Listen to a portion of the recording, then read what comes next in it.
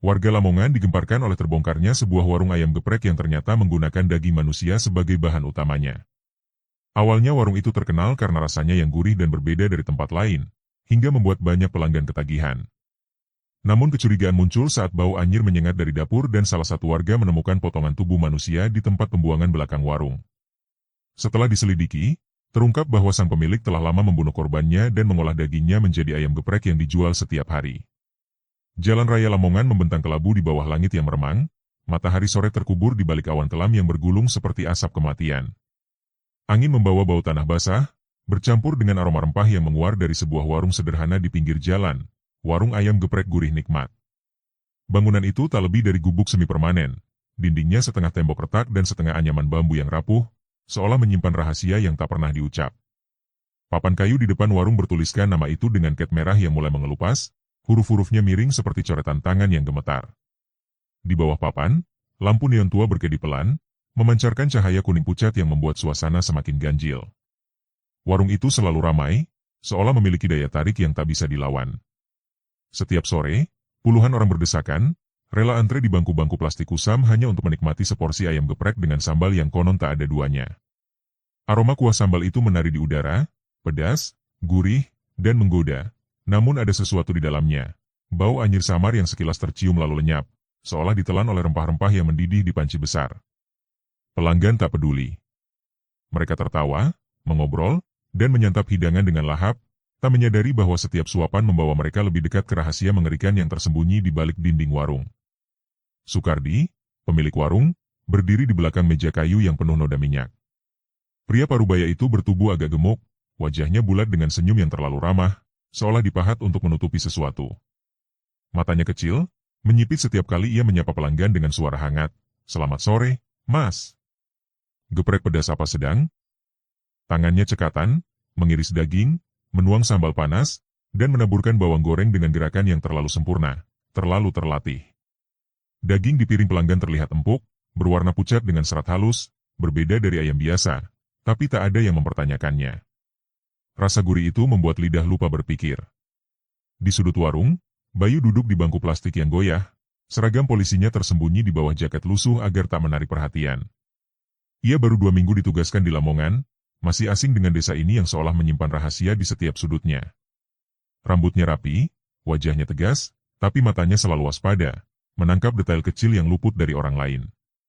Ia memesan seporsi ayam geprek, hanya untuk mencoba memahami mengapa warung ini begitu terkenal. Ketika piring tiba, uap panas dari sambal merah menyengat hidungnya, membawa aroma yang menggoda sekaligus mengganggu. Ia meniup perlahan, lalu mencicipi daging itu. Rasanya terlalu sempurna. Gurihnya meresap hingga ke tulang, tapi ada sesuatu yang aneh, sesuatu yang membuat bulu kuduknya meremang. Daging itu terlalu lembut, terlalu pucat, seolah bukan milik ayam. Bayu menoleh ke arah dapur, yang selalu ditutup tirai kain tebal berwarna kusam. Dari celah kecil, ia melihat bayangan Sukardi bergerak di dalam, diiringi suara pisau yang beradu dengan talenan, tok, tok, tok, berulang seperti irama kematian. Bau anyir itu kembali tercium, lebih kuat kali ini, bercampur dengan uap rempah yang mendidih. Bayu menelan ludah, mencoba mengusir rasa curiga yang merayap di benaknya. Mungkin hanya imajinasinya, pikirnya. Tapi instingnya sebagai polisi berbisik lain. Di meja lain, sekelompok pekerja bangunan tertawa keras, piring mereka penuh sisa sambal dan tulang. "Wah, Sukardi, ini ayam geprek bikin nagih," seru salah satu dari mereka, wajahnya berkeringat karena pedas. Sukardi hanya tersenyum, tangannya terus mengaduk panci besar di depannya. "Alhamdulillah, Mas." "Asal senang, saya ikut senang," jawabnya dengan nada yang terlalu lembut, terlalu terkendali. Bayu memperhatikan, mencatat bagaimana Sukardi selalu menutup dapur dengan cepat setiap kali seseorang mendekat, seolah ada sesuatu di dalam yang tak boleh dilihat. Di sudut lain, seorang lelaki tua berambut putih duduk sendirian, menyeruput teh hangat dari gelas kaca buram. Pak Suyono, tetua desa yang disegani, menatap keramaian warung dengan wajah muram. Matanya yang keruh seolah melihat sesuatu yang tak terlihat oleh yang lain. Warung ini makin ramai, gumamnya pelan, hampir tak terdengar di tengah suara pelanggan yang riuh. Tapi kenapa orang-orang hilang makin sering? Bayu, yang duduk tak jauh, menangkap ucapan itu. Ia menoleh, tapi Pak Suyono hanya menunduk, seolah tak ingin bicara lebih jauh. Sukardi mendekati meja Pak Suyono, senyumnya melebar. "Pak, seperti biasa ya? Geprek sama teh hangat?" Tanyanya dengan nada ramah. Pak Suyono mengangguk pelan, tapi matanya tak pernah lepas dari Sukardi.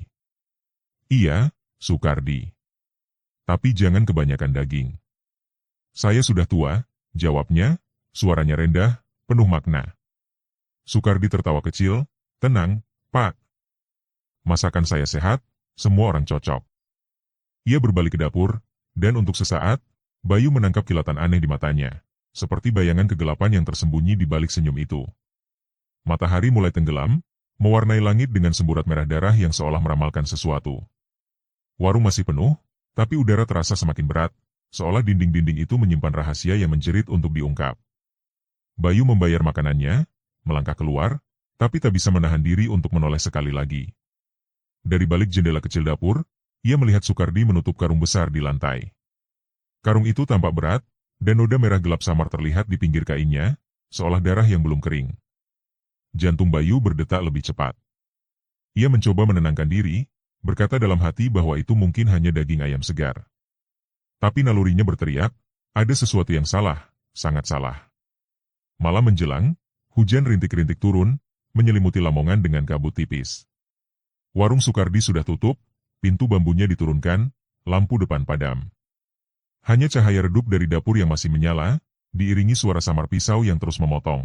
Tok, tok, tok, seperti detak jantung yang tak pernah berhenti. Di kejauhan, Bayu menyalakan motornya, tapi aroma gurih ayam geprek itu masih melekat di lidahnya, bercampur dengan rasa mual yang tak bisa dijelaskan. Dalam hati, ia berjanji akan kembali, bukan untuk makan, tapi untuk mengungkap apa yang tersembunyi di balik warung yang terlalu sempurna ini. Pagi di Lamongan terasa kelam, meski matahari mencoba menembus kabut tebal yang menyelimuti desa.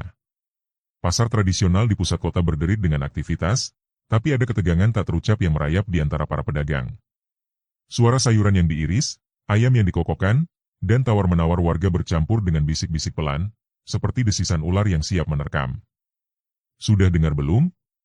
Rangga, pedagang keliling itu, hilang sejak tadi malam," kata seorang ibu penjual sayur, matanya melirik gelisah ke arah jalan menuju warung ayam geprek gurih nikmat. Terakhir katanya dia ke warung Sukardi. Lalu lenyap begitu saja.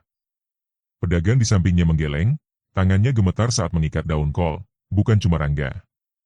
Bulan ini sudah 3 orang pendatang yang hilang. Semua terakhir terlihat di sekitar warung itu. Udara di pasar terasa pengap, bau ikan segar dan rempah bercampur dengan aroma tanah basah sisa hujan semalam. Di ganggang sempit desa, anak-anak berhenti bermain, wajah mereka pucat saat mendengar orang tua berbisik tentang warung yang salah. Kabar tentang orang-orang yang menghilang tanpa jejak menyebar seperti wabah, menyelimuti Lamongan dengan aura ketakutan yang tak bisa dijelaskan. Di balik semua itu, warung ayam geprek gurih nikmat berdiri tenang di pinggir jalan raya, lampu neonnya berkedip-kedip seperti mata yang mengintip dalam gelap. Aroma sambal pedas masih menguar, menggoda siapa saja yang lewat, tapi kini ada sesuatu yang berbeda, bau anyir yang lebih kuat, seperti darah yang tersembunyi di balik rempah-rempah. Bayu berjalan di antara kerumunan pasar, telinganya menangkap setiap bisikan.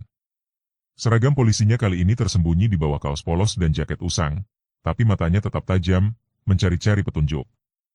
Ia baru saja selesai patroli pagi ketika mendengar kabar tentang Rangga, seorang pedagang pernak-pernik dari desa tetangga yang tak pernah kembali ke kosnya setelah malam tadi. Bayu mengingat wajah Sukardi, senyumnya yang terlalu ramah, dan karung berdarah yang ia lihat sekilas di dapur warung itu. Jantungnya berdetak lebih cepat, tapi ia menahan diri, tahu bahwa kecurigaan tanpa bukti hanya akan membuatnya terlihat bodoh. Di sudut pasar, Pak Suyono duduk di bangku kayu di depan warung kopi kecil, tangannya memegang gelas teh yang sudah dingin. Wajahnya yang keriput tampak lebih tua dari biasanya, matanya menatap kosong ke arah jalan menuju warung Sukardi. Bayu mendekat, duduk di sampingnya tanpa berkata apa-apa. "Nak Bayu," suara Pak Suyono serak, hampir seperti bisikan. "Kau dengar tentang Rangga, bukan?" Anak muda itu terakhir terlihat di warung Sukardi. Sama seperti yang lain. Bayu mengangguk pelan, matanya menyipit. "Saya dengar, Pak. Tapi kenapa semua orang cuma berbisik? Tidak ada yang berani lapor?" Pak Suyono menoleh, matanya penuh ketakutan yang terpendam. "Karena Sukardi bukan orang sembarangan, Nak. Dia selalu ramah, selalu membantu warga. Tapi aku tahu, Ada sesuatu yang gelap di balik senyumnya. Aku pernah lihat dia di pasar jagal dulu, waktu masih muda. Cara dia memotong daging, bukan seperti orang biasa. Bayu menahan napas, mencoba mencerna kata-kata itu. Pasar jagal? Sukardi pernah kerja di sana? Pak Suyono mengangguk pelan, jari-jarinya gemetar di sekitar gelas. 20 tahun lalu. Dia buruh jagal. Tapi bukan cuma sapi atau kambing yang dia potong. Ada cerita tentang barang haram yang disembelih di sana. Aku tidak tahu pasti, tapi setelah itu, dia pergi. Muncul lagi dengan warung ini. Sore menjelang, dan Bayu memutuskan kembali ke warung Sukardi, kali ini dengan hati yang lebih berat. Jalan raya Lamongan mulai ramai, tapi ada suasana mencekam yang tak bisa dijelaskan. Kendaraan melintas, lampu-lampu mobil menyapu kegelapan yang mulai turun, tapi warung Sukardi berdiri seperti mercusuar kegelapan, menarik orang-orang dengan aroma sambalnya yang memabukkan. Bayu duduk di bangku pojok, memesan seporsi ayam geprek, tapi kali ini ia tak berniat makan banyak. Matanya terus mengawasi Sukardi, yang bergerak dengan cekatan di balik meja, menyapa pelanggan dengan senyum yang kini terasa seperti topeng. Dagingnya segar, Mas Bayu, kata Sukardi tiba-tiba, suaranya lembut tapi ada nada dingin di dalamnya. Bayu tersentak, tak menyangka Sukardi tahu namanya. Dari mana Bapak tahu nama saya? Tanyanya, berusaha tetap tenang. Sukardi tertawa kecil, matanya menyipit. Lamongan kecil, Mas. Semua orang tahu polisi baru. Ia kembali ke dapur, tapi Bayu merasa bulu kuduknya berdiri. Ada sesuatu di tatapan Sukardi, seperti predator yang mengintai mangsa. Bayu menunduk ke piringnya. Daging di depannya tampak pucat, seratnya terlalu halus, berbeda dari ayam yang pernah ia lihat. Ia menyentuhnya dengan sumpit, memisahkan potongan itu perlahan. Di bawah cahaya lampu neon yang berkedip, ia melihat sesuatu yang membuat darahnya membeku. Sehelai rambut hitam panjang, terselip di antara daging, lengket dengan sambal merah yang kini tampak seperti darah kental. Bayu menahan mual, tangannya gemetar saat ia mendorong piring itu menjauh. Ia melirik ke arah dapur, di mana tirai kain tebal bergerak pelan, seolah ada angin yang tak seharusnya ada. Di luar, malam semakin pekat. Hujan rintik-rintik mulai turun, menambah kesunyian yang mencekam. Warga yang lewat di depan warung berjalan cepat, kepala mereka menunduk, seolah takut menatap bangunan itu terlalu lama. Bayu mendengar suara samar dari balik dapur, tok, tok, tok, suara pisau yang memotong sesuatu, diiringi desisan air mendidih dan bau anyir yang kini tak lagi tersembunyi oleh rempah. Ia berdiri, membayar dengan tangan yang masih gemetar, lalu melangkah keluar. Dari balik jendela dapur, ia melihat sekilas Sukardi membungkuk di atas meja kayu, tangannya berlumur cairan merah gelap yang menetes ke lantai. Di kejauhan, seorang anak kecil, Bima, berlari-lari dengan bola plastiknya. Bola itu menggelinding ke arah belakang warung, dan Bima mengikutinya tanpa ragu. Ia berhenti di dekat pintu dapur yang sedikit terbuka, dan matanya melebar ketakutan. Di dalam, ia melihat karung besar di lantai, noda merah kehitaman merembes dari sisinya, seperti darah yang belum kering. Sukardi berdiri di dekatnya, memotong sesuatu dengan pisau besar, suaranya bergema, tok, tok, tok. Bima menjatuhkan bolanya, berlari terbirit-birit dengan wajah pucat, tangisnya tertelan oleh suara hujan. Bayu, yang kebetulan melihat Bima berlari, merasa dadanya sesak. Ia mendekati anak itu, berlutut, dan bertanya dengan suara pelan, "Kau lihat apa, Bima?" Anak itu menggigit bibir, matanya penuh teror. "Karung, berdarah, Mas." Di dapur Pak Sukardi. Bayu menelan ludah, jantungnya berdetak kencang. Ia menoleh ke arah warung, di mana lampu dapur masih menyala redup, menyisakan bayangan Sukardi yang bergerak seperti hantu di balik tirai. Malam itu, Lamongan terasa lebih gelap, seolah desa ini tahu bahwa rahasia mengerikan di warung Sukardi mulai merangkak ke permukaan, siap mencabik-cabik ketenangan yang rapuh. Malam menyelimuti Lamongan dengan kegelapan yang pekat, seolah langit sengaja menutup mata dari kengerian yang bersemayam di bawahnya. Hujan rintik-rintik turun tanpa henti, menciptakan irama monoton yang menenggelamkan suara-suara lain, kecuali satu. Tok, tok, tok, suara pisau yang beradu dengan talenan kayu di dalam dapur warung ayam geprek gurih nikmat. Warung itu sudah tutup, pintu bambunya diturunkan, dan lampu neon di depan dipadamkan, menyisakan hanya cahaya redup yang merembes dari celah-celah dapur. Udara dingin menusuk, membawa bau tanah basah bercampur aroma anyir yang kini tak lagi disembunyikan oleh rempah-rempah. Di balik tirai kain tebal yang kotor, Sukardi bekerja dalam sunyi, wajahnya datar, matanya kosong seperti lubang tanpa dasar. Rangga, seorang pedagang keliling berusia 27 tahun, berdiri di depan pintu warung yang sudah terkunci.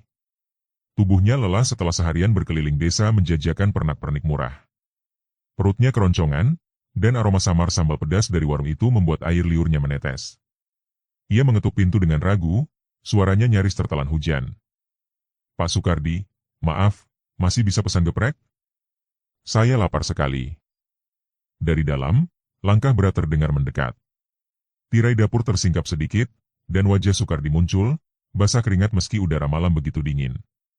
Ia menatap Rangga beberapa detik, matanya menyipit, seolah menimbang sesuatu. Lalu, senyum tipis yang tak sampai ke mata muncul di wajahnya. "Oh, bisa, Mas. Masuk saja. Warung sudah tutup, tapi untuk satu piring, tidak apa."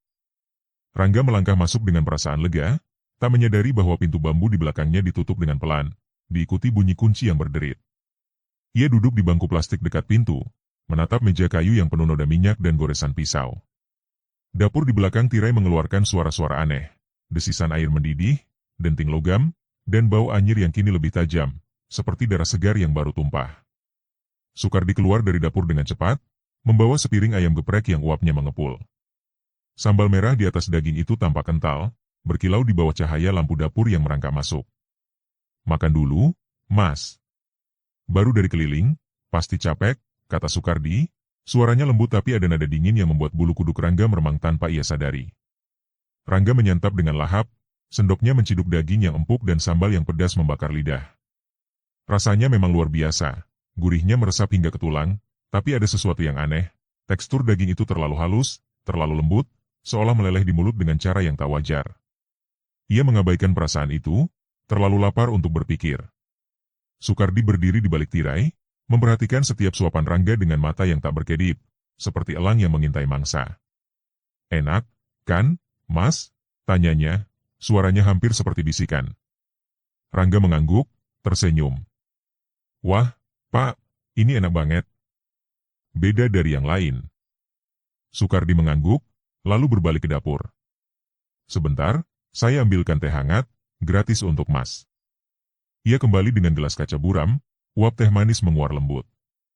Rangga, tanpa curiga, meneguk teh itu dalam sekali teguk.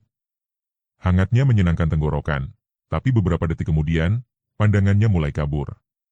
Gelas itu jatuh dari tangannya, pecah di lantai dengan suara nyaring yang bergema di warung yang sepi.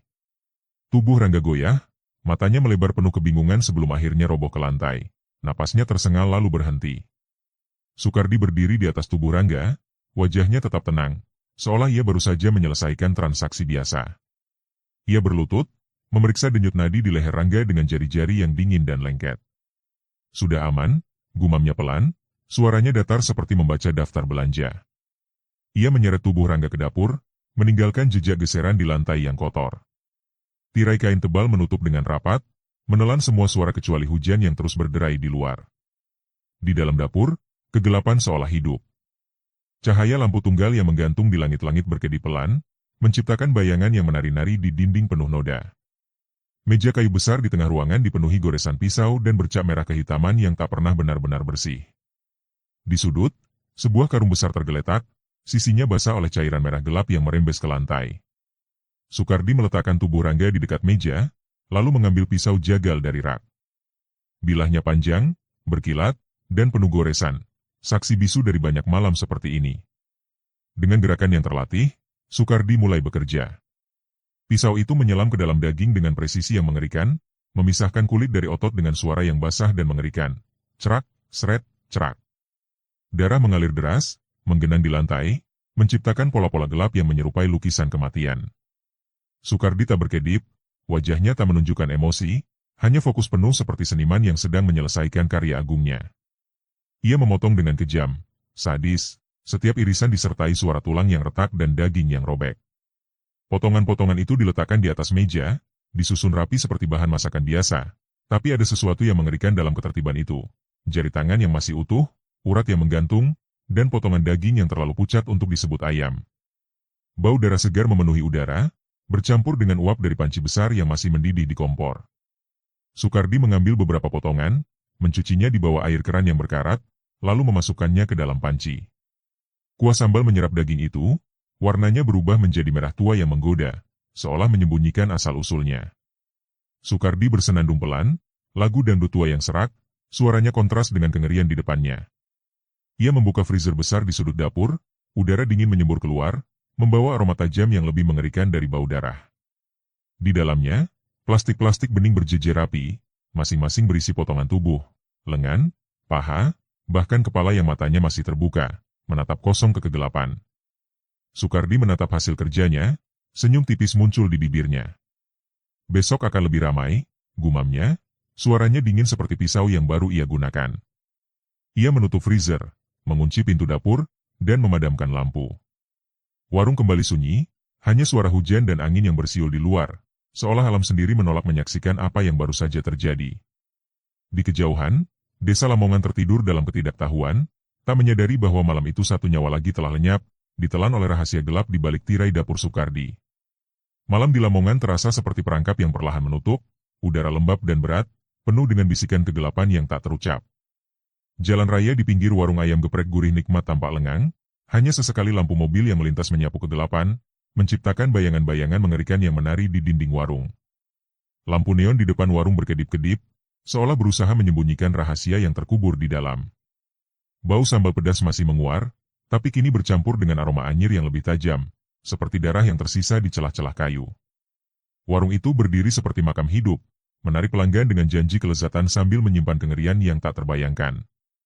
Bayu melangkah masuk ke warung dengan langkah hati-hati, jaket usangnya menyembunyikan seragam polisi yang ia kenakan di bawahnya.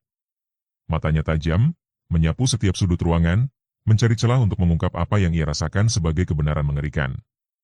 Jantungnya berdetak kencang, dipicu oleh ingatan akan rambut hitam di piringnya kemarin dan cerita Bima tentang karung berdarah. Ia duduk di bangku pojok, dekat jendela yang menghadap dapur, posisi yang memungkinkannya mengintai tanpa terlihat mencurigakan. Warung ramai seperti biasa, penuh dengan tawa pelanggan yang tak sadar, tapi bagi Bayu, setiap suara, denting piring, suara sendok, bahkan tawa Sukardi, terasa seperti bagian dari ritual gelap. Sukardi berdiri di balik meja, wajahnya tetap dihiasi senyum ramah yang kini terasa seperti topeng kulit yang dipahat dengan pisau. Tangannya cekatan, mengiris daging, menuang sambal, dan menyajikan piring-piring yang uapnya mengepul dengan aroma memabukkan. Tapi gerakannya terlalu hati-hati, terlalu terukur, seolah setiap langkah dirancang untuk menyembunyikan sesuatu.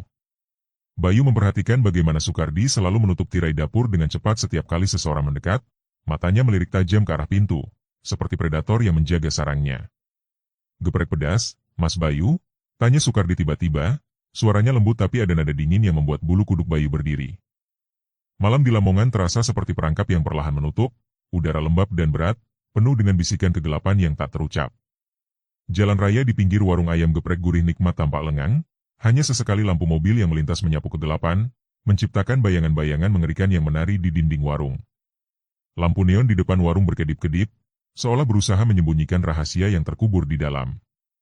Bau sambal pedas masih menguar, tapi kini bercampur dengan aroma anyir yang lebih tajam, seperti darah yang tersisa di celah-celah kayu. Warung itu berdiri seperti makam hidup, menarik pelanggan dengan janji kelezatan sambil menyimpan kengerian yang tak terbayangkan.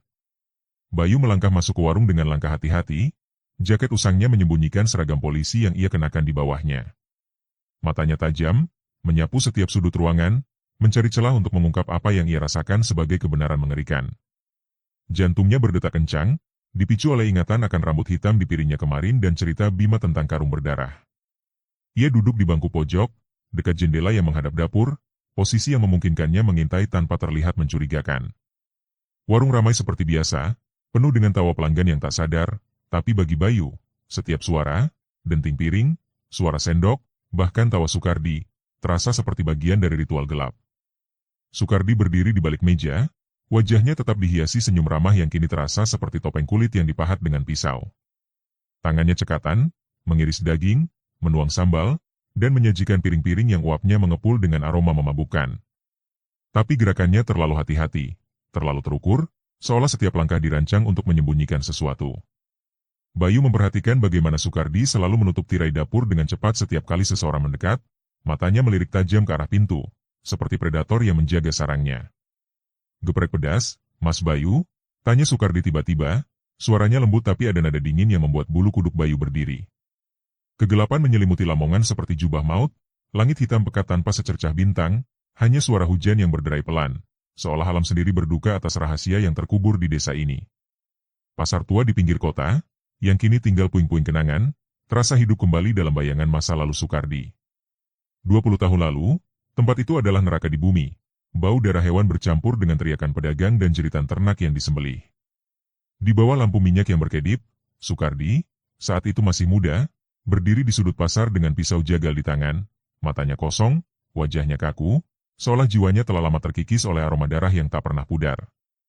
Malam ini, di dalam warung ayam geprek gurih nikmat, Sukardi duduk sendirian di dapur setelah warung tutup. Cahaya lampu tunggal di langit-langit berkedip, menciptakan bayangan yang menari-nari di dinding penuh noda. Meja kayu di depannya masih basah oleh darah segar, pisau jagalnya tergeletak di samping talenan yang penuh goresan. Ia menatap pisau itu, jari-jarinya meraba bilahnya yang dingin, dan pikirannya melayang kembali ke masa lalu, ke malam yang mengubahnya menjadi monster. 20 tahun lalu, di pasar tua, Sukardi bukan sekadar buruh jagal. Ia terlibat dalam lingkaran gelap, sebuah sindikat jagal ilegal yang tak hanya menyembelih hewan curian, tapi juga sesuatu yang jauh lebih mengerikan. Malam itu, di gudang belakang pasar, bos jagal, seorang pria bertubuh besar dengan suara serak, menyeret seorang pria asing yang terikat dan penuh luka. Potong dia, Sukardi, perintah bos itu, matanya dingin seperti baja. Jangan tanya. Lakukan saja, atau kau yang berikutnya. Sukardi, saat itu masih muda dan ketakutan, memegang pisau dengan tangan gemetar. Pria itu memohon, suaranya pecah, tolong, jangan, aku punya anak. Tapi pisau Sukardi sudah menukik, memotong daging manusia untuk pertama kalinya, cerak. Suara tulang patah, darah yang menyembur, dan aroma anyir yang hangat membanjiri indranya. Bukan mual yang ia rasakan, melainkan sesuatu yang lain, kepuasan gelap yang merayap di dadanya, seperti api yang baru dinyalakan. Kembali ke masa kini, Sukardi tersenyum tipis di dapur warungnya, matanya berkilat di bawah cahaya lampu yang redup. Ia membuka freezer besar di sudut ruangan, udara dingin menyembur keluar, membawa bau darah yang tajam. Di dalamnya, plastik-plastik bening berjejer rapi, berisi potongan tubuh, lengan, paha, bahkan sebuah kepala dengan mata yang masih terbuka, menatap kosong. Kalian semua sama, gumamnya, suaranya serak, hampir seperti bisikan kepada hantu. Datang ke warungku, makan dengan lahap, memuji rasaku. Kalian tidak pernah tahu. Ia menutup freezer, lalu mengambil pisau, mengasahnya dengan gerakan lambat, seret, seret, seret, suara logam yang bergema seperti nyanyian kematian. Di luar, Bayu berdiri di bawah pohon beringin besar di seberang warung, tubuhnya tersembunyi dalam bayang-bayang. Hujan telah reda, tapi udara tetap dingin, menusuk tulang. Ia mengintai warung, matanya tertuju pada cahaya redup yang merembes dari dapur. Suara pisau yang diasah terdengar samar, setiap gesekan membuat jantungnya berdetak lebih cepat. Ia tahu ada sesuatu yang mengerikan di balik tirai dapur itu, tapi tanpa bukti, ia tak bisa berbuat banyak. Pikirannya kembali ke percakapan dengan Pak Suyono di pasar pagi tadi, kata-kata lelaki tua itu masih bergema. Sukardi bukan manusia biasa, nak. Dia terbiasa dengan darah, dengan kematian. Hati-hati, atau kau jadi korban berikutnya. Bayu memutuskan untuk mendekat, langkahnya pelan, hampir tak bersuara di tanah basah. Ia bersembunyi di samping warung, dekat jendela dapur yang kayunya sudah lapuk. Dari celah kecil, ia melihat Sukardi berdiri di depan meja, pisau di tangannya menukik ke bawah dengan kekuatan brutal, cerak. Potongan daging terlepas, darah menyembur, mengalir di meja seperti sungai kecil yang hitam di bawah cahaya lampu. Bayu menahan napas, tangannya mengepal, tahu bahwa itu bukan daging ayam. Sukardi mengiris dengan gerakan sadis, setiap potongan disertai suara daging yang robek dan tulang yang retak, seolah ia menikmati setiap detik dari kekejaman itu. Darah menggenang di lantai, menciptakan pola-pola mengerikan yang tampak hidup, bergerak dalam bayangan. Tiba-tiba, Sukardi berhenti. Kepalanya menoleh tajam ke arah jendela, seolah merasakan tatapan Bayu. Siapa di sana? Suaranya dingin, berat, seperti bilah pisau yang baru diasah. Bayu membeku, jantungnya berdetak kencang hingga terasa akan meledak. Ia merapat ke dinding, berusaha menahan napas. Sukardi melangkah mendekat, pisau masih di tangan, darah menetes dari bilahnya ke lantai. Tik, tik, Tik. Aku tahu ada yang mengintip, kata Soekardi, suaranya kini lebih rendah, penuh ancaman. Kau pikir aku bodoh? Aku tahu setiap langkah di desa ini. Keluar, atau aku yang akan menemukanmu. Bayu menahan diri untuk tidak bergerak, keringat dingin membasahi dahinya. Ia bisa mendengar langkah Soekardi, berat dan terukur, mendekati jendela. Cahaya lampu dari dapur menyapu wajah Soekardi, memperlihatkan matanya yang berkilat seperti mata binatang buas. Kau tidak bisa sembunyi selamanya, bisik Soekardi, suaranya seperti racun yang merayap di udara. Semua orang akhirnya datang ke warungku. Dan mereka tidak pernah pergi. Ia tertawa kecil, serak, suara yang membuat bulu kuduk Bayu berdiri. Soekardi akhirnya berbalik, kembali ke mejanya, tapi Bayu tahu pria itu tidak benar-benar melepaskan kewaspadaannya. Malam di Lamongan terasa seperti perangkap yang semakin mengencang, udara dingin menusuk tulang, dan kabut tebal merayap di sepanjang jalan raya, seolah menyembunyikan rahasia mengerikan yang mengintai. Warung ayam geprek gurih nikmat berdiri sunyi di pinggir jalan, pintu bambunya tertutup rapat, tapi cahaya redup dari dapur masih merembes keluar, membawa aroma anyir yang kini tak lagi terselubung oleh bau sambal pedas. Suara hujan telah reda, digantikan oleh keheningan yang mencekam, hanya sesekali dipecah oleh derit kayu warung yang seolah berbisik tentang kengerian di dalamnya. Di kebun belakang warung, pepohonan berdiri seperti saksi bisu, daun-daunnya bergoyang pelan di tiupan angin, seolah meratap atas apa yang terkubur di bawahnya. Bayu bersembunyi di balik semak belukar di kebun belakang, tubuhnya merapat ke tanah basah, napasnya tertahan untuk menghindari suara sekecil apapun. Jaketnya sudah lembab, keringat dingin membasahi dahinya, tapi matanya tetap tajam, tertuju pada pintu belakang dapur yang sedikit terbuka. Suara pisau yang beradu dengan talenan, tok, cerak, seret, menggema pelan, setiap irisan disertai desisan daging yang robek dan tulang yang patah, membuat jantung Bayu berdetak kencang seperti genderang perang. Ingatan tentang karung berdarah yang dilihat Bima dan potongan daging yang bukan ayam di meja Soekardi menghantui pikirannya, mendorongnya untuk mendekat meski ketakutan menggerogoti nyalinya. Dari celah pintu dapur, Bayu melihat bayangan Soekardi bergerak, pisau besar di tangannya berkilat di bawah lampu yang berkedip. Pria itu mengiris sesuatu dengan gerakan sadis, setiap potongan disertai cipratan darah yang menggenang di meja kayu, menciptakan pola-pola gelap yang tampak seperti lukisan kematian. Bau anyir darah segar bercampur dengan rempah mendidih, menciptakan aroma mengerikan yang membuat perut Bayu mual. Ia merayap lebih dekat, bersembunyi di balik tumpukan kayu tua, dan melihat karung besar di sudut dapur. Noda merah kehitaman di sisinya kini lebih jelas, basah dan mengilap seperti darah yang belum kering. Di lantai, genangan cairan merah merembes, mengalir pelan menuju celah-celah papan kayu. Tiba-tiba, suara jeritan samar terdengar dari arah kebun, tipis dan penuh keputusasaan, seperti seseorang yang berjuang melawan maut. Bayu menahan napas, tubuhnya membeku, matanya menyapu kegelapan untuk mencari sumber suara itu. Jeritan itu terhenti secepat ia muncul, digantikan oleh bunyi berat, seperti sesuatu yang diseret di tanah basah. Ia menyorotkan senter kecilnya dengan hati-hati, cahayanya lemah untuk menghindari perhatian. Di tanah becek, ia melihat jejak roda gerobak kecil, bercampur dengan bercak merah yang samar, seolah darah telah bercampur dengan air hujan. Nalurinya berteriak, itu darah. Jantungnya berdetak lebih cepat, tangannya gemetar saat ia menelusuri jejak itu, yang mengarah ke sudut kebun yang tersembunyi di balik semak belukar. Di sana, di bawah pohon pisang yang daunnya layu, Bayu menemukan sehelai rambut panjang berwarna hitam, tersangkut di akar pohon, lengket dengan cairan merah yang berbau anyir. Ia menggenggam rambut itu, jari-jarinya gemetar, tahu bahwa ini bukan kebetulan. Ini bukan ayam, bisiknya pada diri sendiri, suaranya serak penuh kengerian. Ia menoleh ke arah dapur, di mana Soekardi masih bekerja, bayangannya menari-nari di balik tirai kain tebal. Suara pisau terus bergema, cerak, seret, diiringi tetesan darah yang jatuh ke lantai, setiap bunyi seperti palu yang memaku ketakutan di hati Bayu. Tiba-tiba, pintu dapur terbuka lebar, dan Soekardi melangkah keluar, membawa karung besar yang sama yang dilihat Bayu sebelumnya. Pria itu bergerak dengan langkah berat, karung di pundaknya tampak berat, mengeluarkan bunyi gemertak samar seperti tulang yang bergesekan. Bayu merapat ke semak, tubuhnya nyaris tenggelam di tanah basah, napasnya tertahan. Soekardi berhenti di tengah kebun, menatap ke arah kegelapan seolah merasakan kehadiran seseorang. Siapapun kau, suaranya rendah, dingin seperti pisau yang baru diasah, jangan coba-coba main di wilayahku. Ia membuang karung itu ke tanah dengan suara keras, hut, dan noda merah di karung itu menyebar, mencemari tanah seperti luka yang terbuka. Bayu menahan mual, matanya tak bisa lepas dari karung itu. Di bawah cahaya bulan yang samar, ia melihat sesuatu yang mengerikan. Sebuah jari manusia, pucat dan kaku, menyembul dari celah karung, lengket dengan darah yang masih basah.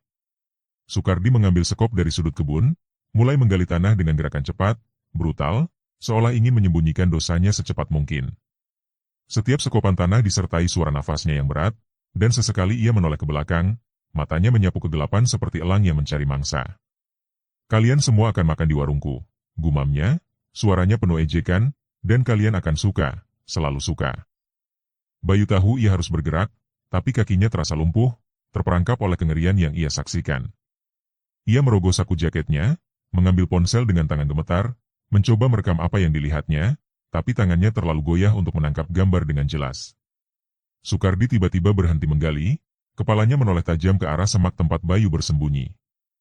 Aku tahu kau di sana, katanya, suaranya seperti racun yang merayap di udara. Kau pikir aku tidak tahu polisi muda yang suka mengintip? Keluar sekarang, atau aku akan menyeretmu sendiri. Bayu menahan napas, tubuhnya menempel ke tanah, jantungnya berdetak begitu kencang hingga ia takut Soekardi bisa mendengarnya. Soekardi melangkah mendekat, sekop di tangannya berkilat, noda darah di bilahnya tampak seperti lukisan kematian. Kau tidak bisa lari dari warungku, bisik Soekardi, suaranya serak, penuh ancaman. Semua orang akhirnya kembali, dan mereka tidak pernah pergi. Ia mengayunkan sekop ke semak, hanya beberapa inci dari tempat Bayu bersembunyi, tanah beterbangan, dan bau darah semakin kuat. Untungnya, suara angin kencang dari pohon-pohon di kebun memecah keheningan, membuat Soekardi menoleh ke arah lain. Ia menggerutu, hanya angin, lalu kembali ke lubang yang ia gali, memasukkan karung itu ke dalamnya dengan gerakan kasar. Bayu memanfaatkan kesempatan itu untuk merayap menjauh, tubuhnya gemetar, pikirannya dipenuhi gambaran jari pucat dan karung berdarah. Ia berlari kecil menuju rumah Pak Suyono, mengetuk pintu dengan panik. Pak Suyono membuka pintu, wajahnya pucat melihat Bayu yang basah kuyup dan gemetar. Nak, apa yang kau lihat? Tanyanya, suaranya serak penuh ketakutan. Bayu masuk, napasnya tersengal. Pak, saya lihat, karung itu. Ada jari manusia di dalamnya. Soekardi menguburnya di kebun belakang. Dia tahu saya mengintainya. Pak Suyono menutup mata, tangannya mencengkeram tongkat kayu. Ya Tuhan, nak. Dia bukan manusia. Dia iblis. Kalau dia tahu kau melihat, kau dalam bahaya. Bayu mengepal tangan, tekadnya bercampur ketakutan. Saya tidak akan berhenti, Pak. Saya harus ungkap ini, sebelum lebih banyak orang hilang. Malam itu, Lamongan terasa seperti neraka yang menunggu meledak. Di warung, Soekardi berdiri di depan lubang yang baru ia tutup, sekop di tangannya masih berlumur darah. Ia tersenyum tipis, matanya berkilat di bawah cahaya bulan. Polisi muda, gumamnya, suaranya penuh ejekan, kau pikir kau bisa menghentikanku? Warungku akan terus ramai, dan mereka akan makan, selalu makan. Di kejauhan, Bayu bersumpah dalam hati, di bawah langit yang gelap, bahwa ia akan menghentikan Soekardi, meski itu berarti menatap langsung ke dalam jurang kengerian yang semakin dalam. Malam di Lamongan terasa seperti napas terakhir sebelum kematian, udara dingin dan pengap, seolah desa ini telah dikutuk untuk menyimpan rahasia yang mengerikan.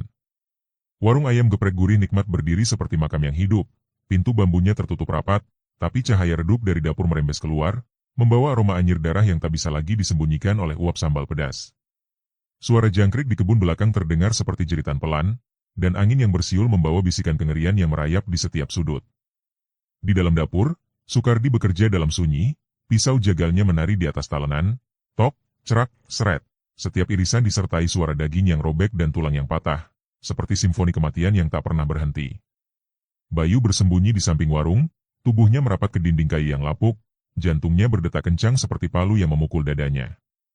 Ia mengenakan sarung tangan hitam dan jaket usang, wajahnya tersembunyi di bawah topi, berusaha menyatu dengan kegelapan. Pikirannya dipenuhi gambaran karung berdarah dan jari manusia yang ia lihat di kebun belakang, mendorongnya untuk mengambil risiko terbesar malam ini, menyelinap ke dapur Soekardi. Ia tahu bukti nyata ada di sana, di balik tirai kain tebal yang selalu tertutup, dan ia harus mendapatkannya sebelum Soekardi mencium kehadirannya. Dengan hati-hati, Bayu meraba gagang pintu samping dapur, kayunya sudah rapuh dan berderit pelan saat ia mendorongnya. Suara itu membuatnya membeku, napasnya tertahan, takut menarik perhatian Soekardi. Dari dalam, suara pisau terus bergema, Cerak, seret, diiringi desisan air mendidih dan bau anyir yang kini begitu kuat, seperti darah segar yang membanjiri ruangan. Bayu mengintip melalui celah pintu, melihat Soekardi berdiri di depan meja kayu. Pisau besar di tangannya menukik dengan kekuatan brutal, memotong sesuatu yang pucat dan berurat. Darah menyembur, mengalir di meja seperti sungai kecil, menciptakan genangan hitam yang berkilau di bawah lampu yang berkedip. Wajah Soekardi kosong, matanya dingin seperti kaca, tapi ada senyum tipis di bibirnya, seolah ia menikmati setiap irisan. Bayu menyelinap masuk, merayap di balik lemari kayu tua yang penuh noda. Bau darah begitu tajam hingga membuatnya mual, tapi ia menahan diri, tahu bahwa ini adalah kesempatan satu-satunya. Di sudut ruangan, ia melihat freezer besar, pintunya sedikit terbuka, mengeluarkan udara dingin yang membawa aroma mengerikan. Dengan tangan gemetar, Bayu merogoh saku jaketnya, mengambil kamera saku kecil, dan mendekati freezer. Ia menarik pintunya pelan, dan apa yang ia lihat membuat darahnya membeku. Plastik-plastik bening berjejer rapi, berisi potongan tubuh manusia, lengan yang terputus, paha yang diiris rapi, jari tangan yang masih utuh dengan kuku yang pucat, bahkan sebuah kepala dengan mata terbuka, menatap kosong ke arahnya seperti memohon dibebaskan. Darah beku menempel di plastik, menciptakan pola-pola mengerikan yang tampak hidup dalam kegelapan. Bayu menutup mulutnya erat-erat, menahan teriakan yang nyaris melesat dari tenggorokannya. Tangannya gemetar saat ia mengarahkan kamera, mengabadikan kengerian itu, klik, klik, klik. Setiap suara shutter terasa seperti palu yang memaku kebenaran. Ia memotret freezer, meja yang berlumur darah, dan Soekardi yang masih mengiris dengan gerakan sadis, pisau menukik ke bawah, cerak, memisahkan daging dari tulang dengan suara yang membuat bulu kuduk berdiri. Darah menyembur lagi, beberapa tetes mendarat di lantai dekat kaki Bayu, hangat dan lengket. Ia tahu ia harus cepat, tapi kengerian itu membuat tubuhnya kaku, seperti terperangkap dalam mimpi buruk yang tak bisa ia bangun. Tiba-tiba, kakinya menyenggol botol kaca kecil di lantai, mungkin sisa botol kecap yang terlupakan. Botol itu jatuh, pecah dengan suara nyaring yang menggema di dapur, cerang. Soekardi berhenti seketika, pisau di tangannya terhenti di udara, darah menetes dari bilahnya, tik, tik, tik. Kepalanya menoleh tajam ke arah suara, matanya menyipit, penuh kecurigaan. Siapa di sana? Suaranya dingin, seperti bilah pisau yang baru diasah, memotong keheningan dengan ancaman. Bayu membeku di balik lemari, napasnya tertahan, jantungnya berdetak begitu kencang hingga ia takut Soekardi bisa mendengarnya. "Aku tahu kau di sini," lanjut Soekardi, suaranya kini lebih rendah, penuh racun. "Kau pikir aku bodoh, polisi muda? Kau pikir aku tidak tahu kau mengintipku?"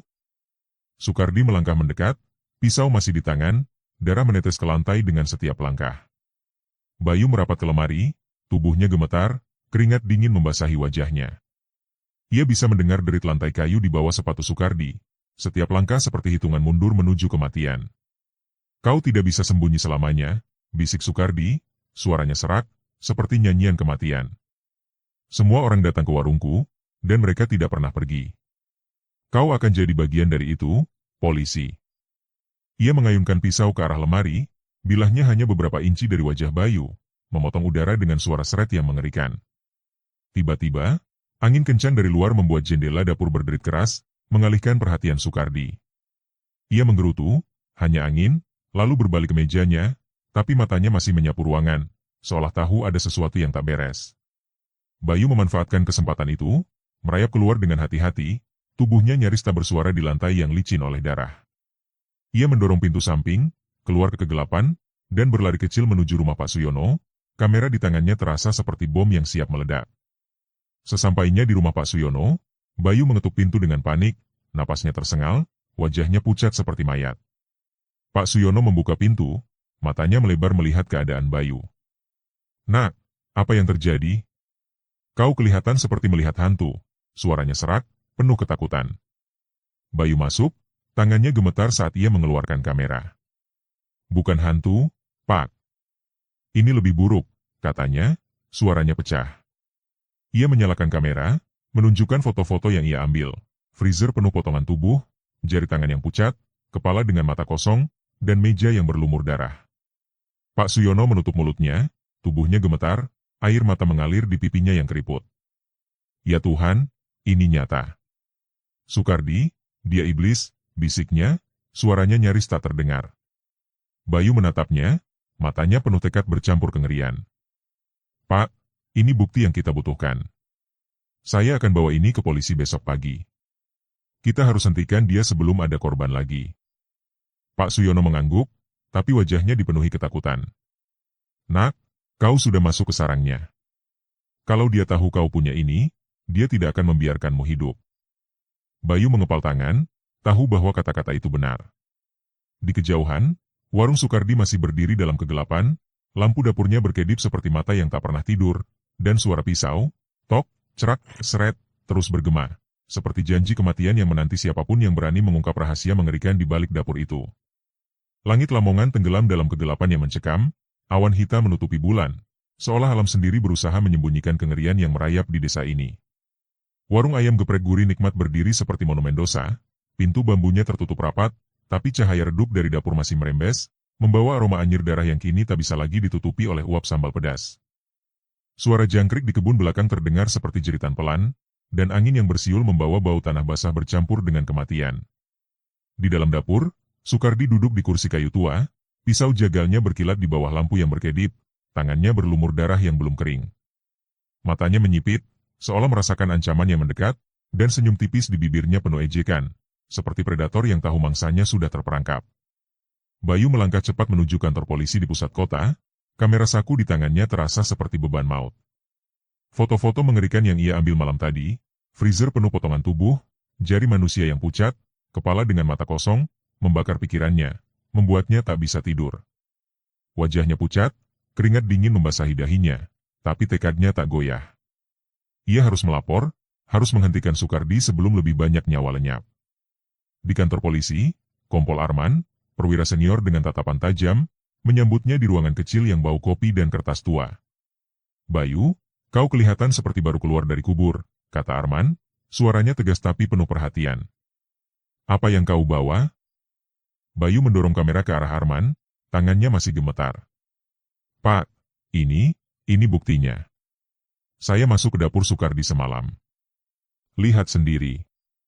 Arman menyalakan kamera, matanya yang semula tenang melebar perlahan saat melihat foto-foto itu, freezer penuh plastik bening berisi lengan, paha, dan kepala yang menatap kosong, meja kayu berlumur darah, dan Sukardi yang mengiris daging dengan pisau besar, wajahnya kosong seperti iblis. Ya Tuhan, bisik Arman, tangannya mengepal di atas meja. Ini bukan sekadar pembunuhan, Bayu. Ini mengerikan. Dia monster. Bayu menatap Arman, suaranya serak penuh ketegangan. Pak, saya lihat sendiri. Itu bukan daging ayam. Ada jari manusia, kepala, dia memotong mereka seperti daging biasa. Dan dia hampir tahu saya di sana. Kita harus bertindak sekarang. Arman mengangguk, wajahnya kaku, tapi matanya penuh tekad. Kau benar, tapi kita tidak bisa gegabah. Sukardi licik. Kalau dia curiga, dia bisa kabur atau, lebih buruk, menambah korban. Ia menekan tombol interkom, memanggil dua anak buahnya. Kita akan rencanakan penggerbekan, tapi harus rapi. Bayu, kau tidak boleh mendekati warung itu lagi. Biarkan kami yang turun tangan. Bayu menunduk, hatinya bergejolak. Pak, saya yang menemukan ini. Saya harus ikut memastikan dia tertangkap. Arman menatapnya tajam. Kau sudah terlalu dekat, Bayu. Jika dia tahu kau punya foto-foto ini, nyawamu dalam bahaya. Dengar, kami akan kirim polisi menyamar sebagai pelanggan mulai besok. Kau tetap jadi mata kami di lapangan, tapi dari jarak aman. Bayu mengangguk kaku, meski di dalam dadanya ada api yang membakar, dorongan untuk menghadapi Sukardi sendiri.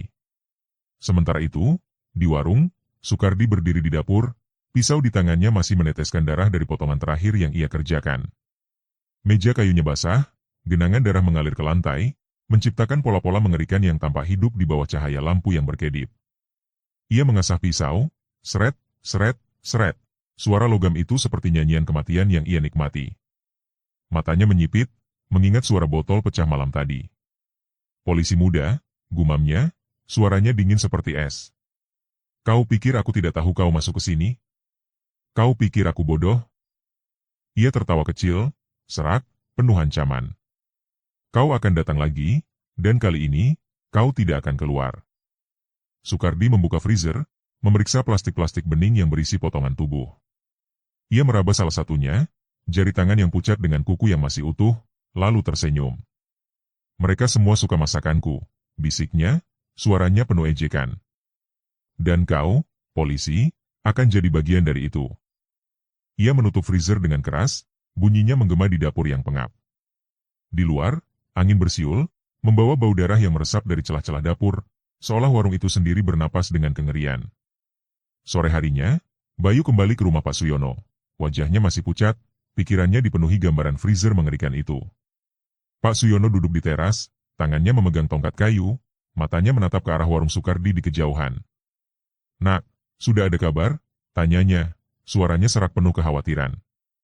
Bayu duduk di sampingnya, napasnya berat. "Saya sudah lapor ke Kompol Arman, Pak. Foto-foto itu, mereka cukup untuk penggerebekan. Polisi akan menyamar sebagai pelanggan besok. Tapi saya takut, Pak." Sukardi, dia seperti tahu saya mengintainya. Pak Suyono menatap Bayu, matanya penuh ketakutan yang dalam. "Nak, kalau dia tahu kau punya bukti, dia tidak akan diam. Sukardi bukan manusia biasa. Dia predator. 20 tahun lalu, di pasar tua, aku melihatnya memotong daging dengan senyum, seperti menikmati setiap irisan. Dan sekarang, Tuhan tahu berapa banyak nyawa yang sudah dia ambil." Suaranya pecah, tangannya gemetar. "Kau harus hati-hati, Nak. Kalau dia menangkapmu, kau tidak akan keluar hidup-hidup." Bayu mengepal tangan, tekadnya bercampur ketakutan. "Pak, saya tidak bisa berhenti sekarang. Foto-foto itu, mereka berbicara, Pak. Jari-jari itu, mata yang menatap kosong, saya harus hentikan dia." Pak Suyono menunduk, air mata mengalir di pipinya yang keriput. "Aku sudah tua, Nak. Aku cuma ingin desa ini bebas dari iblis itu. Tapi kalau ada apa-apa denganmu, aku tidak akan memaafkan diri sendiri." Bayu memegang bahu lelaki tua itu, suaranya tegas meski penuh ketegangan.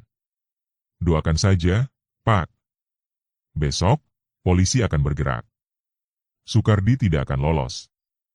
Di warung, Sukardi berdiri di depan meja dapurnya, pisau di tangannya menukik ke bawah dengan kekuatan brutal. Cerak! Daging robek, tulang patah, darah menyembur, membanjiri meja seperti sungai kematian. Ia mengiris dengan gerakan sadis, setiap potongan disertai suara yang mengerikan, seolah ia sedang menciptakan karya seni dari kengerian. "Polisi muda," bisiknya, matanya berkilat penuh kebencian. "Kau pikir foto-foto itu akan menyelamatkanmu? Kau akan jadi santapan berikutnya." Ia tertawa, suaranya menggema di dapur yang pengap, diiringi suara pisau yang terus biros, tok, cerak, seret. Malam itu, Lamongan terasa seperti neraka yang menunggu meledak, dan Bayu tahu, waktu untuk menghentikan Sukardi sudah semakin dekat, tapi begitu juga bahaya yang mengintai di setiap sudut. Dini hari di Lamongan terasa seperti napas terakhir sebelum badai, langit hitam pekat tanpa bintang, udara dingin menusuk hingga ke tulang. Warung ayam geprek gurih nikmat berdiri seperti makam yang menanti penghuni baru, pintu bambunya tertutup rapat, tapi cahaya redup dari dapur merembes keluar, membawa bau anyir darah yang kini tak lagi terselubung oleh aroma sambal. Suara jangkrik di kebun belakang terdengar seperti jeritan pelan, dan angin yang bersiul membawa aroma tanah basah bercampur kematian. Di dalam dapur, Sukardi berdiri di depan meja kayu, pisau jagalnya berkilat di bawah lampu yang berkedip, tangannya berlumur darah segar. Matanya menyipit, penuh kewaspadaan, seolah ia tahu malam ini bukan malam biasa. "Kau datang, polisi muda," gumamnya, suaranya serak seperti bilah pisau yang diasah. "Aku sudah menunggumu." Bayu berdiri di kejauhan, bersembunyi di balik pohon beringin besar, jantungnya berdetak kencang seperti genderang perang. Ia telah berjanji pada Kompol Arman untuk tidak ikut campur, tapi instingnya menolak untuk tinggal diam. Foto-foto mengerikan dari dapur Sukardi, freezer penuh potongan tubuh, jari pucat, kepala dengan mata kosong, membakar pikirannya, mendorongnya untuk berada di dekat warung saat penggerebekan. Ia mengenakan jaket hitam dan topi, berusaha menyatu dengan kegelapan, tapi keringat dingin membasahi dahinya. Di sekitar warung, 3 polisi berpakaian preman merayap pelan, senter kecil mereka redup untuk menghindari perhatian. Kompol Arman memimpin dari depan, pistolnya terkokang, matanya tajam seperti elang. "Semua siap?" bisiknya, suaranya tegas tapi penuh ketegangan. Anak buahnya mengangguk, tangan mereka mengepal di sekitar senjata. Tiba-tiba, pintu belakang dapur terbuka, dan Sukardi melangkah keluar, membawa pisau besar yang berkilat di bawah cahaya bulan.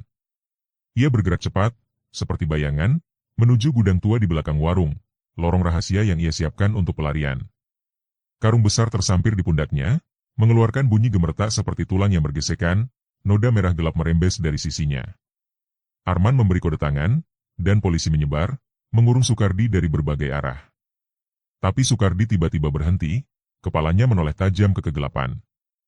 "Jadi kalian akhirnya datang," katanya, suaranya dingin, penuh ejekan. "Polisi muda, kau yang membawa mereka, bukan?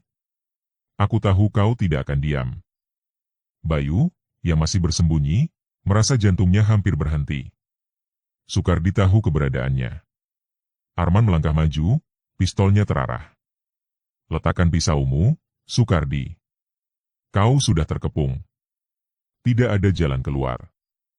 Sukardi tertawa serak, suaranya menggema seperti nyanyian kematian. "Terkepung? Kalian pikir aku takut? Aku sudah hidup dengan darah selama 20 tahun. Kalian terlambat, Pak Polisi." Ia mengayunkan pisau, bilahnya memotong udara dengan suara seret yang mengerikan, dan dengan gerakan cepat, ia berlari menuju gudang tua. Pintunya berderit keras saat ia masuk. Polisi bergerak cepat, mengikuti Sukardi ke dalam gudang. Bayu tak bisa menahan diri, keluar dari persembunyiannya dan berlari mendekat, meski tahu ini melanggar perintah Arman. Di dalam gudang, bau busuk menyengat, seperti kematian yang telah membusuk selama bertahun-tahun.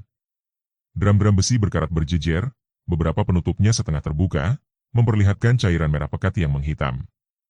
Di atas meja kayu, catatan-catatan lusuh bertumpuk, penuh nama-nama dengan tanda silang, daftar korban yang tak pernah kembali. Sukardi berdiri di tengah ruangan, pisau di tangannya berkilat, wajahnya menyeringai seperti iblis. "Kalian pikir bisa menangkapku?" teriaknya, suaranya penuh kebencian. "Aku yang memilih siapa yang hidup, siapa yang jadi santapan." Arman memberi isyarat, polisi menyebar, senjata mereka terarah. "Letakkan pisaumu sekarang, Sukardi, atau kami tembak," teriak Arman, suaranya tegas tapi ada getar ketegangan. Sukardi malah melompat maju, pisau di tangannya melesat ke arah polisi terdekat. Bila itu menggores lengan polisi itu, darah menyembur, dan pria itu jatuh dengan teriakan kesakitan. "Lumpuhkan dia," teriak Arman, dan tembakan peringatan menggema ke udara, tapi Sukardi bergerak lincah, menggunakan drum-drum sebagai perisai. Setiap kali ia muncul, pisaunya mengayun dengan kekuatan brutal, suara seret, cerak mengisi ruangan, seperti simfoni kematian yang ia ciptakan. Bayu, yang kini berdiri di pintu gudang, tak bisa tinggal diam.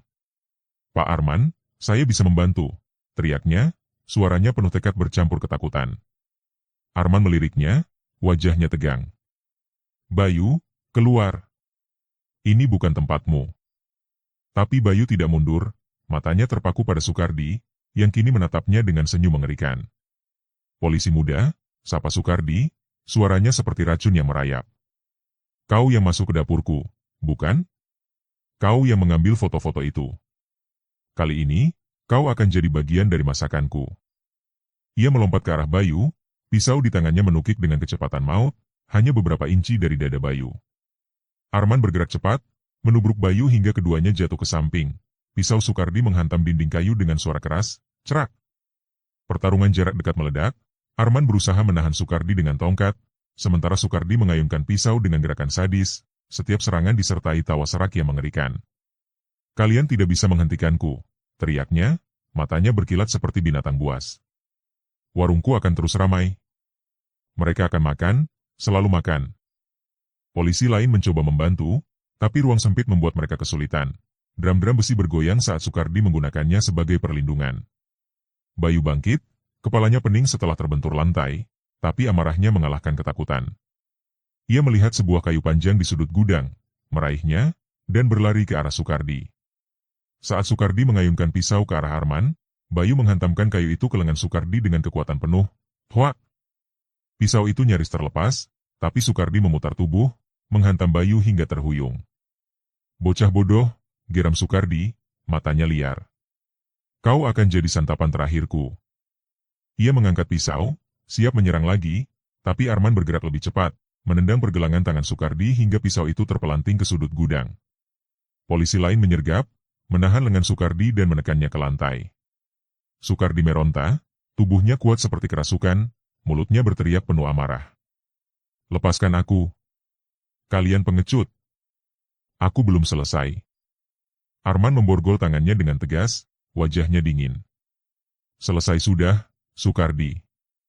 Bukti ada di tangan kami. Kau akan membusuk di penjara. Sukardi terengah-engah, tapi matanya masih menyala penuh kebencian. Penjara? Kalian pikir orang-orang akan berhenti makan di warungku? Mereka kecanduan rasanya. Ia tertawa, suaranya serak dan mengerikan, menggema di gudang yang penuh kematian. Bayu berdiri dengan tubuh gemetar, menatap Sukardi yang kini terborgol. Di sekitarnya, drum-drum berisi cairan merah, tulang belulang berserakan, dan catatan lusuh dengan nama-nama korban menjadi saksi bisu kekejaman pria itu. Di luar, warga mulai berkumpul, terbangun oleh suara tembakan dan teriakan, wajah mereka penuh kebingungan dan ketakutan. Malam itu, Lamongan terguncang, dan Bayu tahu, meski Sukardi telah ditangkap, kengerian yang ia tinggalkan akan menghantui desa ini selamanya. Gudang tua di belakang warung ayam geprek gurih nikmat terasa seperti neraka yang hidup, bau busuk darah dan daging membusuk menusuk hidung, mencampur udara dingin yang penuh kengerian. Cahaya senter polisi menari-nari di dinding kayu yang lapuk, memperlihatkan drum-drum besi berkarat penuh cairan merah pekat, tulang belulang berserakan di lantai, dan catatan lusuh bertumpuk di meja, masing-masing halaman ditandai nama-nama korban dengan coretan silang yang mengerikan. Sukardi berdiri di tengah ruangan, pisau jagalnya berkilat di bawah sorotan cahaya, wajahnya menyeringai seperti iblis yang terpojok tapi menolak menyerah. Matanya liar, penuh kebencian, dan senyumnya seperti luka terbuka, menantang siapa saja yang berani mendekat. Kompol Arman berdiri di depan, pistolnya terarah, napasnya berat tapi tegas. Letakkan pisaumu, Sukardi, teriaknya, suaranya menggema di gudang yang pengap. Kau sudah tidak punya jalan keluar. Menyerahlah sekarang.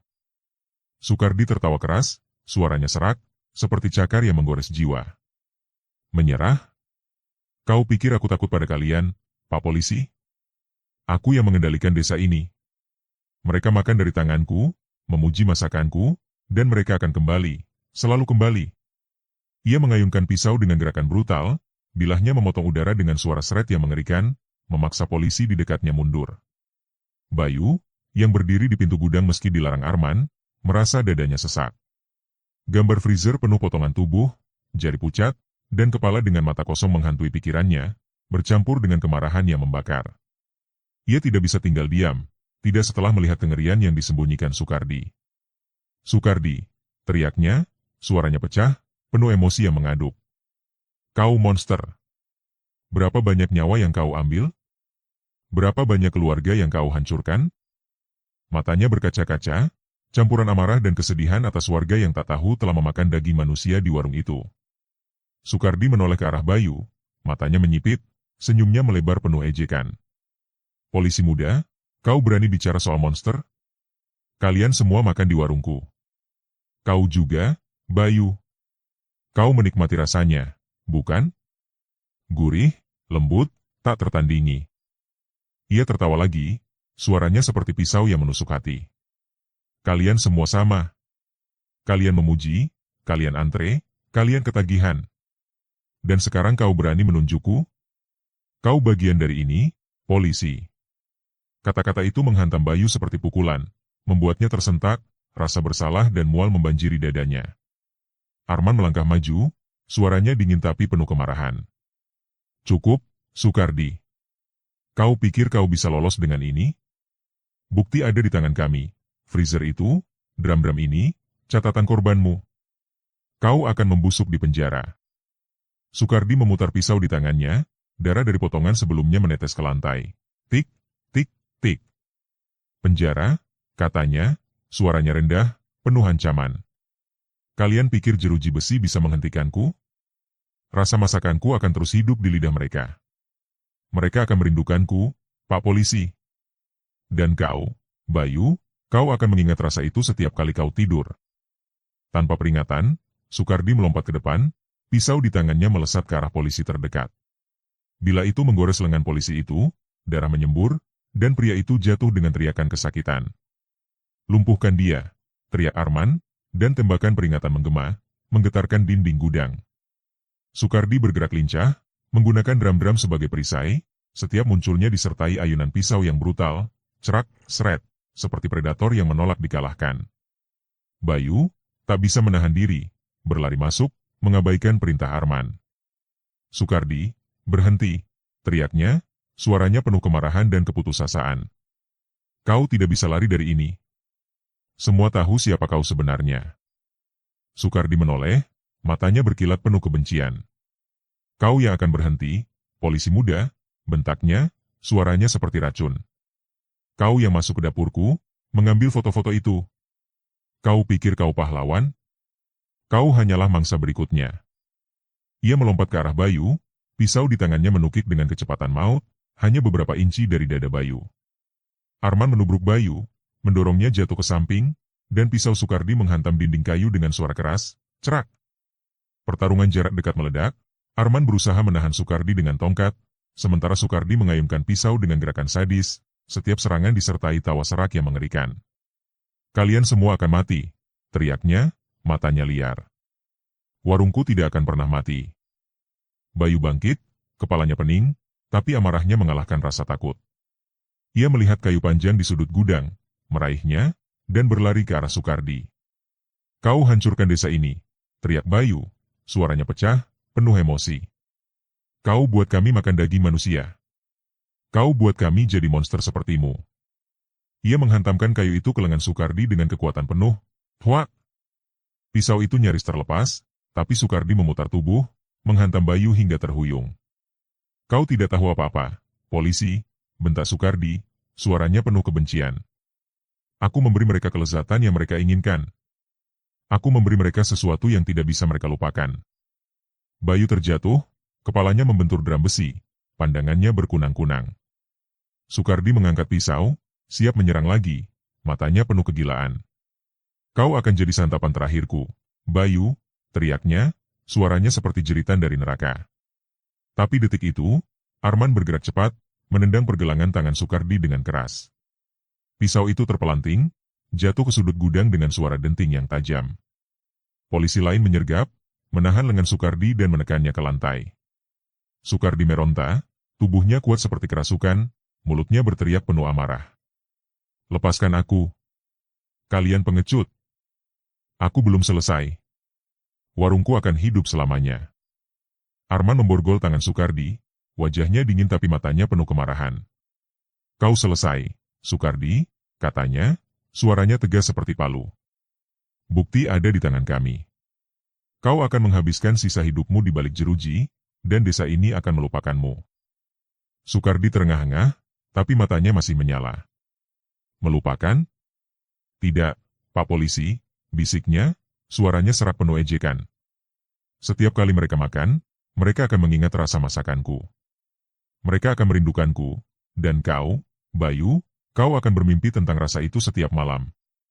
Kata-kata itu menghantam Bayu seperti pisau, membuatnya tersentak, rasa bersalah dan kengerian membanjiri dadanya. Bayu berdiri dengan tubuh gemetar, menatap Sukardi yang kini terborgol. "Kau salah, Sukardi," katanya, suaranya pecah, penuh emosi. "Mereka akan jijik padamu. Mereka akan muntah setiap kali mengingat apa yang kau berikan. Kau bukan dewa, kau cuma monster yang akan dilupain." Sukardi tertawa kecil, suaranya serak, tapi matanya kosong, seolah tahu permainannya telah berakhir.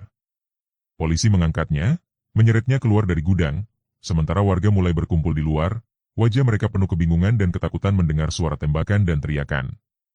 Arman berdiri di depan Bayu, tangannya memegang bahu pemuda itu. "Kau berani, Bayu, tapi kau juga bodoh," katanya, suaranya tegas tapi ada kehangatan di dalamnya. "Tapi tanpa keberanianmu, kita tidak akan sampai sejauh ini." Bayu menunduk, air mata mengalir di pipinya, campuran lega dan trauma. "Pak, saya makan di warung itu. Saya bagian dari ini," bisiknya, suaranya penuh penyesalan. Arman menggeleng. "Jangan salahkan dirimu, Bayu. Kau yang membongkar kebenaran. Itu yang penting." Gudang tua itu kini sunyi, hanya aroma darah dan kematian yang tersisa. Di luar, warga berdesakan, beberapa menangis, beberapa berteriak marah, menyadari kengerian yang telah mereka konsumsi tanpa tahu. Malam itu, Lamongan terguncang, dan Bayu tahu Meski Sukardi telah ditangkap, luka yang ia tinggalkan akan menghantui desa ini selamanya. Pagi di Lamongan terasa seperti fajar baru setelah badai panjang. Sinar matahari lembut menyapu jalanan yang masih basah oleh sisa hujan. Udara segar membawa aroma tanah dan rumput, seolah alam berusaha menyucikan desa dari kengerian yang telah mencengkeramnya. Warung ayam geprek gurih nikmat kini berdiri sepi, dikelilingi garis polisi kuning yang berkibar pelan di tiupan angin. Jendela kayunya tertutup rapat, pintu bambunya terkunci, dan bau anyir yang dulu meresap kini perlahan memudar, digantikan oleh keheningan yang penuh makna. Desa ini telah terbangun dari mimpi buruk, tapi luka yang ditinggalkan Sukardi masih terasa, seperti bekas sayatan yang perlahan sembuh namun tak pernah benar-benar hilang. Kabar penangkapan Sukardi menyebar seperti api, mencapai setiap sudut Lamongan dan meluas hingga media nasional. Wartawan berbondong-bondong datang, kamera mereka menyorot warung yang kini menjadi monumen bisu kengerian. Judul berita menghiasi layar televisi dan halaman koran. Geger Lamongan, warung ayam geprek gunakan daging manusia. Warga berkumpul di depan warung, wajah mereka campuran syok, kemarahan, dan kesedihan. Beberapa menangis histeris, menyadari mereka telah memakan daging manusia tanpa tahu, sementara yang lain hanya terdiam, menatap garis polisi dengan mata kosong, tak sanggup berkata-kata. Bayu berdiri di tepi jalan, menatap kerumunan dengan hati yang berat namun penuh kelegaan. Trauma masih menghantuinya. Gambar freezer penuh potongan tubuh, jari pucat, dan tawa serak Sukardi. Tapi ada cahaya baru di dadanya, secercah harapan bahwa kebenaran telah menang. Pak Suyono mendekatinya, tongkat kayunya mengetuk tanah dengan pelan.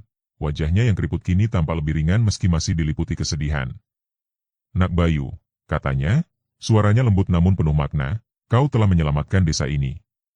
Tapi luka ini, akan lama sembuhnya. Bayu menoleh, matanya berkaca-kaca. Pak, saya juga makan di warung itu. Saya merasa bersalah, seperti bagian dari dosa Sukardi. Pak Suyono menggeleng, tangannya memegang bahu Bayu dengan penuh kehangatan. Jangan salahkan dirimu, Nak. Kau yang membuka mata kami. Tanpa keberanianmu, kami masih akan hidup dalam kebohongan, memakan kengerian tanpa tahu. Kau pahlawan, bukan pendosa. Kata-kata itu seperti angin sejuk, meredakan beban di hati Bayu. Meski ia tahu perjalanan untuk memaafkan dirinya sendiri masih panjang. Di kantor polisi, Kompol Arman memberikan keterangan kepada wartawan, suaranya tegas namun penuh empati. Kami telah menemukan bukti kuat, potongan tubuh korban di gudang dan dapur, catatan nama-nama korban, dan barang-barang milik mereka. Sukardi ditahan dengan tuduhan pembunuhan berencana dan mutilasi. Tim forensik sedang bekerja untuk mengidentifikasi korban, dan kami akan memastikan keadilan ditegakkan. Wartawan berebut bertanya, tapi Arman tetap tenang, matanya sesekali melirik Bayu yang berdiri di kejauhan, seolah mengakui peran pemuda itu dalam mengungkap kasus ini.